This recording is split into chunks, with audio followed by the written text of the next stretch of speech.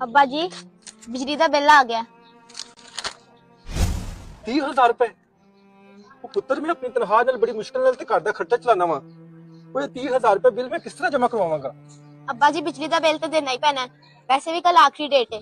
अच्छा बेटा तू जा, मैं कुछ करना वा। अरे रजाक भाई आप। अरे बिशारत भाई, मेरा बिजली का बिल बहुत ज्यादा आ गया है। अगर आप मुझे कुछ पैसे उधार दे दें तो मैं आपको 1 महीने बाद वापस कर दूंगा। ओहो रजाक भाई, कारोबार के हालात बहुत मंदे चल रहे हैं और ऊपर से मेरा बिजली का बिल भी बहुत ज्यादा आ गया। माजरत के साथ मैं आपकी मदद नहीं कर सकूंगा। इतना ज्यादा बिल इस महंगाई के दौर च जिंदगी गुजारना मुश्किल हो गया। इस नाल चंगा मैं खुदकुशी कर लवां। अब्बा जी ये की कर रहे हो? बेटा बिजली का बिल जमा कराने वास्ते मेरे को पैसे नहीं, मैं खुदकुशी ना करा तो होर की करा। पर अब्बा जी खुदकुशी करना इस मसले का हल नहीं। पर बेटा मेरे जे हजारा गरीब इस महंगाई के दौर दे विच बिजली का बिल किस तरह अदा करन?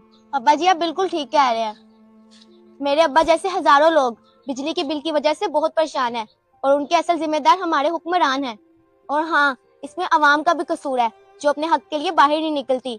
ऐसी अवाम के लिए वो हदीस तो याद है ना, जैसे अवाम वैसे हुक्मरान। हमारा मैसेज अच्छा लगा हो तो शेयर लाजमी कीजिएगा।